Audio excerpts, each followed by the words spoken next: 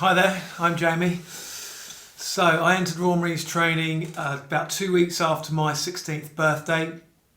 I went all the way through. There was 53 of us to start and I was one of 17 originals at the end. I passed everything first time and I passed all the commando tests first time. I think I got 59 minutes on my endurance course and I got about 9 minutes 39 on the Tarzan assault course and so on, which I'll try and flash up in a minute because I think I might have some old photos. I entered the commando unit still at 16 and it was 4 months before my 17th birthday, so I spent 4 months as a 16-year-old in a commando unit. So I thought I would share with you how I did that, how I trained to do that, because some of you guys out there are obviously looking to join the Marines, some of you are young, and I have seen a few videos and a few comments recently about how old is this too young and so on and so forth. So I'm not going to ramble on this because there's plenty of videos online about that. So we'll just try and keep it short and succinct and hopefully it will give you some help, although be it is only my own experience. So originally, no, I'd never heard of the Marines. I didn't want to join the Royal Marines. I wanted to be in the Royal Air Force. And when I went down with when I went down to the careers office with my dad, lo and behold, the Royal Air Force officer or sergeant, whoever it was, wasn't there. So I ended up knocking on the door of the Royal Marines office. And to cut a long story short, after I'd done about 5 pull-ups over the stairs at that time, I was a pull-up bar over the stairs, they said, yep, you're fit enough. So I wasn't dying to be a Royal Marine. I haven't come from a poor background. I don't have a sob story to give you or anything like that. I just thought, why not? Let's do it. It's a challenge. So off I went to Lympstone and started training. So a lot of you want to know physically what you need to do. So I can only go through, or from my own experience, if you're training to join the Royal Marines, you have to have a base level of fitness, obviously. Once you get there, they're going to take you forward. So you've got to have that base level of fitness. So that's not a gym fitness. That's not pumping yourself up or getting your 1 rep max up or anything like that. There is a aerobic fitness that you need, a base aerobic fitness, because let's face it, aerobic fitness underlies everything. So you do need a good aerobic fitness, but you need to train in the different energy systems. So yeah, long steady runs, fine, but then you need to do interval type training and you also need to do sprint type training because you're going to be a soldier, you're going to be a Marine. So a Marine and any soldier for that case, in that case, has to be able to have explosive energy as well as be able to endure over long periods of time. So just going for long runs is not enough. So you need to mix it up a bit. As I say, interval type training, short sprint type training, repeat sprint type training, hill sprints, all these things that train different energy systems. So it trains the aerobic system, it trains the alactic system, and it will also train the lactic system. Most of my training, from what I remember, was not on the roads. Again, you're going to be a soldier, a Marine. You're not going to be running too much on the roads or the tarmacs. You're going to be jumping over things. You're going to be avoiding things. You're going to be jumping in and out of things. You're going to be jumping onto things. So the terrain has to be varied. So I would recommend that you look to do your running, as I did, on trails, tracks, forest paths, all those sorts of things. Remember, we're not training to be great 5k or 10k runners, and in fact a lot of the guys that initially joined who were good sort of whippet type road runners again struggled because they didn't have that sort of dynamic ability to work on the tougher surfaces. So I would say yes, run, but run in different distances and certainly on different terrains.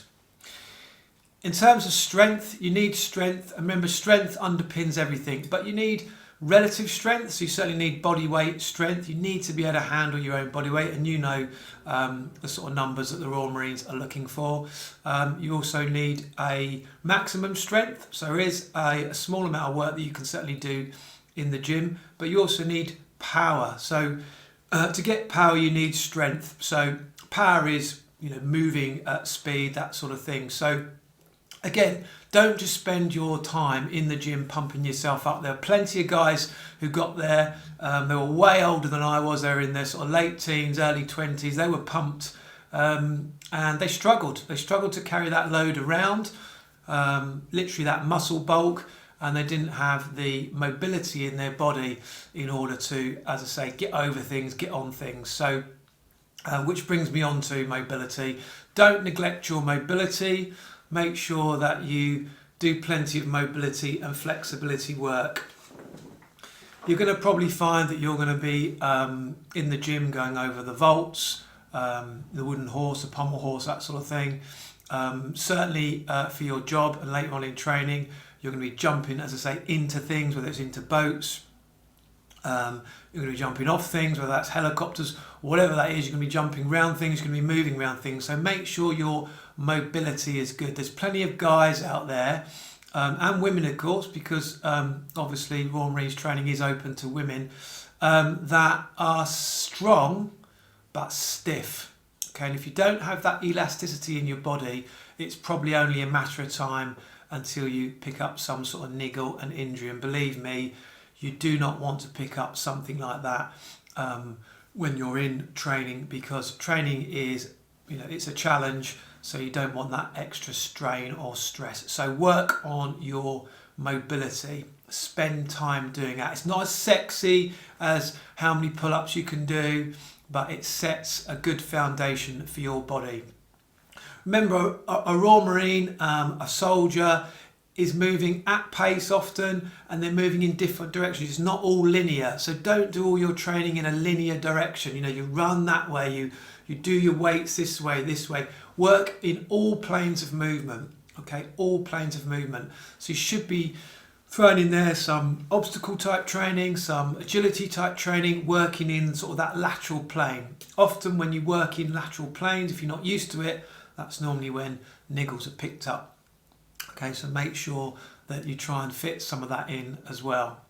In terms of your body weight type stuff and your strength type training, again, you're not always going to be fresh when you do some of this physical stuff. So yes, I know when you do a specific test, they might get you in there and you'll do your press ups and you'll do your sit ups and all that sort of thing.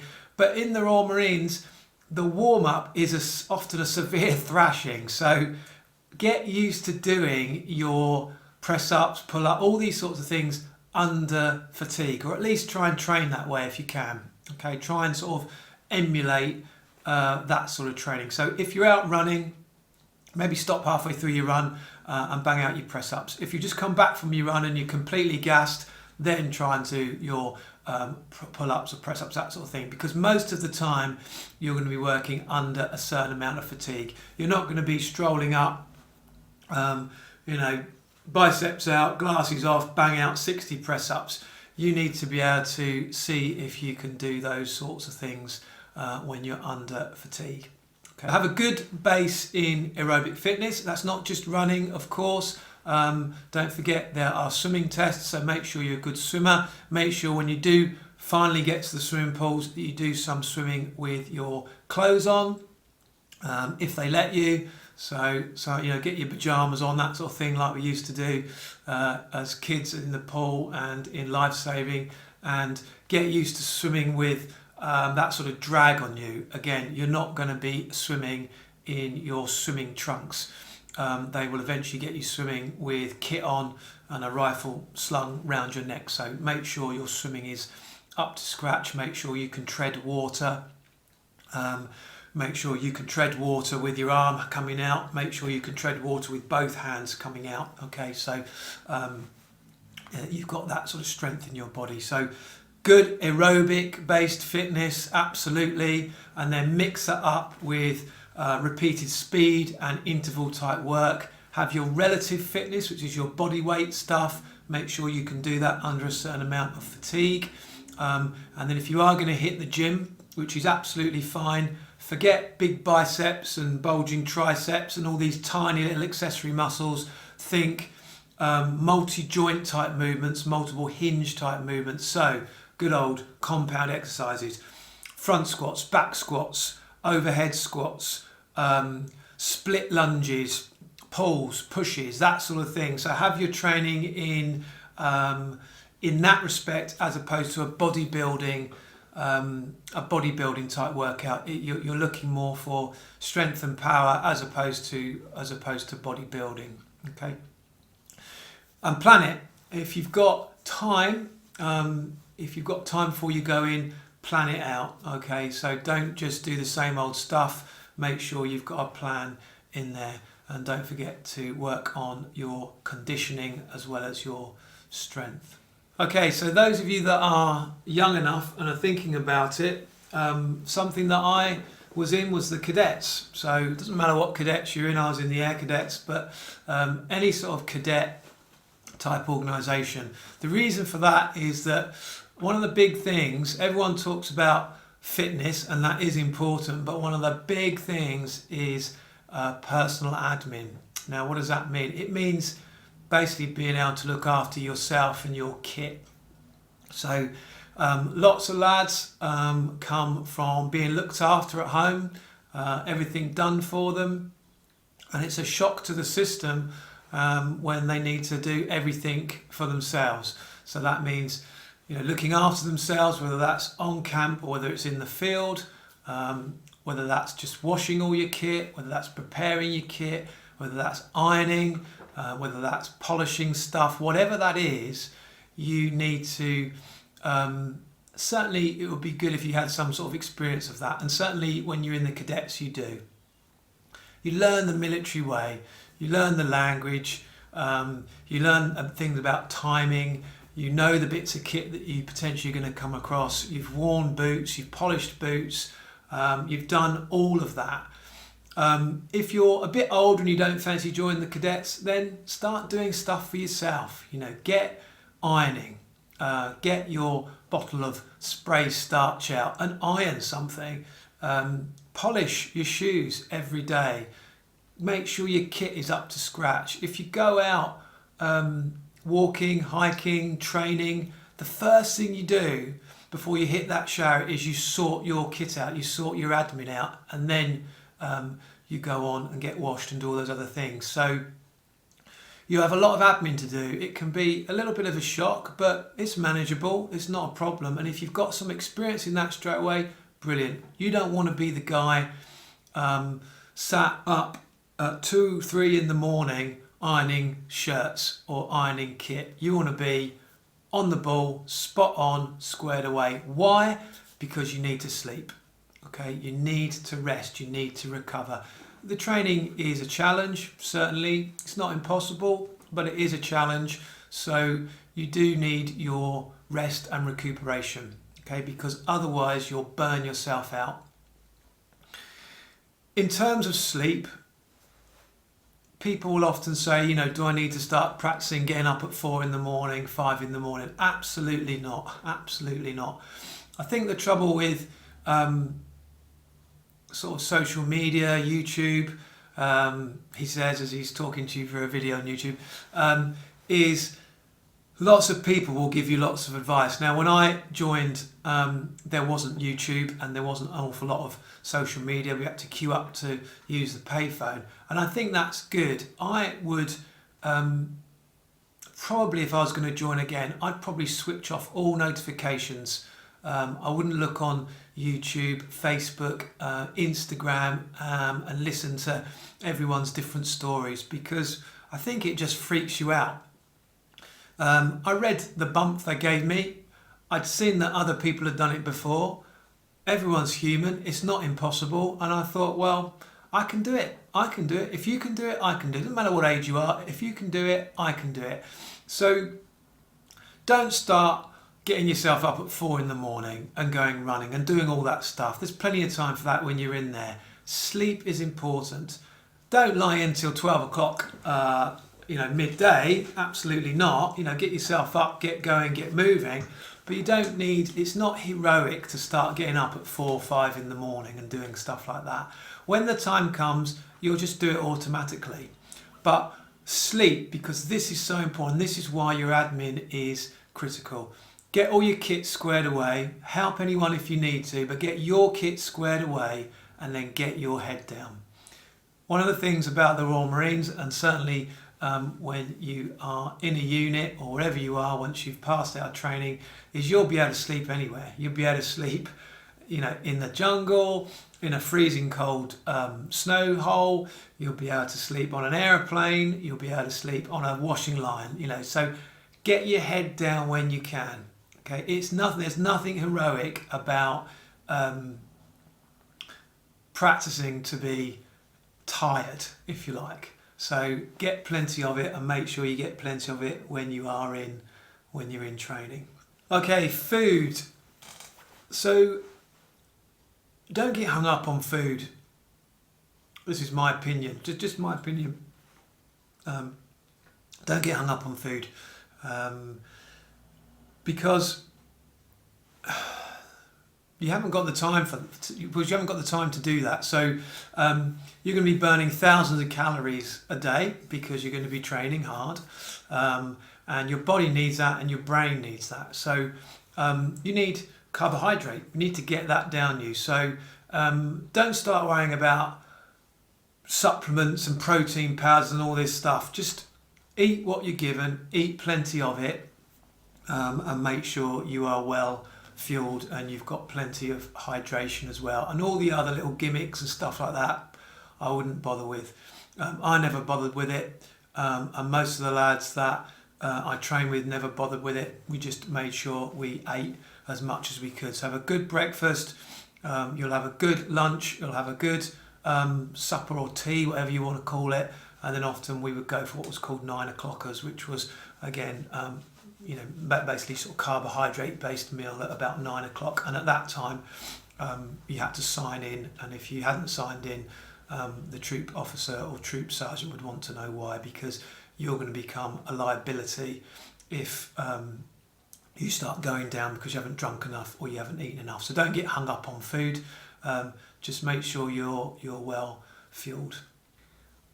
One thing that I would suggest that you have a think about doing is learn how to map, read and navigate. Absolutely, because you've got a lot to learn when you go in there, and there's a lot to take on board. Again, not impossible, don't freak out.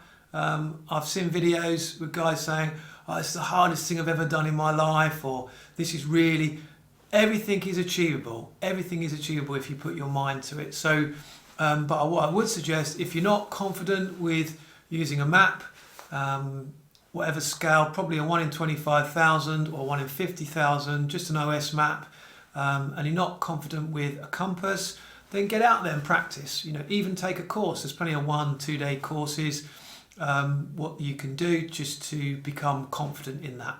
Okay, because one of the nicknames for Royal Marine recruits are nods, and the reason why they're called nods is because a lot of us are sort of nodding off and falling asleep in lectures because it's hard work. It's hard physically and mentally. Again, not impossible, just a challenge. So if you've got that sort of knowledge before you go in, absolutely see if you can learn how to navigate, and whether it's in degrees or mils. In the forces you'll probably use mils, but the principles are the same. So I would certainly learn your navigation and map reading. It'll stand you in absolutely good stead.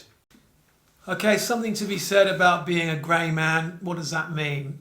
It means blending in. It means not drawing attention to yourself, whether that's in a good way or whether that's in a bad way. So in a bad way would mean you're an absolute nightmare, you're a liability, you can't look after yourself, your fitness isn't good enough, your kit's all over the place, you're always late, because ultimately that's not going to make a good soldier. So and the other way is, if you're always at the front, if you're always at the front of the runs, if you're always getting the top marks, maybe that's not a bad thing, but I would always have certainly something in reserve. So when I was in training, there was always something in reserve, and that's always, I think, a good thing, because when you become a Royal Marine, I think you should always have something in reserve. So they play plenty of mind games in there. Pays to be a winner, to the tree and back again, all this sort of stuff. If you give it your all and you hammer it out, and you sort of like give it 100%, and you don't make it back first, you're going again. So if you're confident in that respect, that's absolutely fine. But I would always have stuff in reserve, because they will, the training team that is, often play tricks on you, just normal military stuff. So they'll say they're going to do 2 sprints and they do 3. They say they're going to do 3, they do 5. So always in your mind, be ready for more. I think that's what I'm saying. Just be ready for more.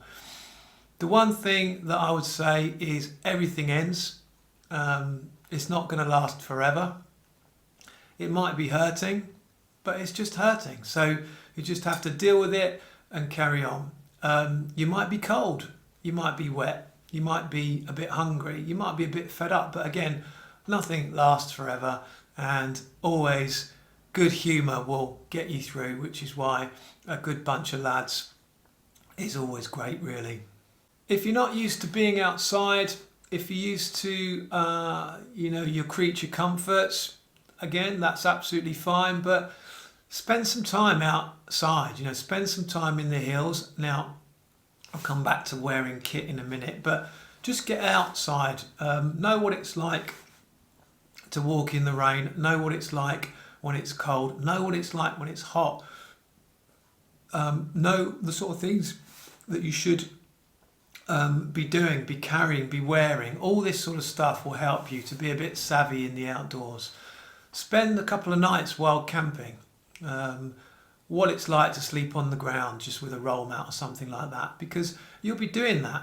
And if you've experienced stuff like that, it's not so much of a hardship. Now, I don't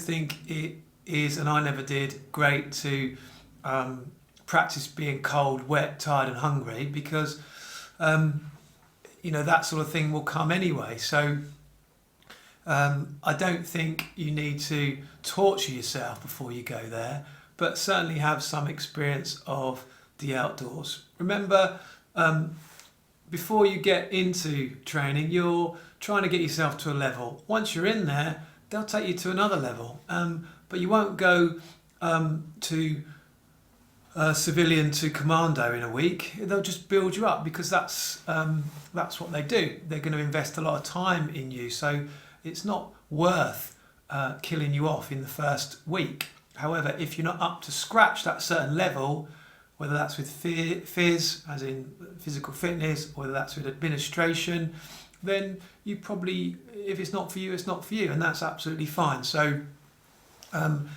remember, they're going to build you up to that. So as I said before, I don't need to, and I wouldn't suggest that you, like I say, get up at 4 a.m, put the heaviest backpack you can get on and yomp for 30 miles in the freezing cold, because that's not going to help you.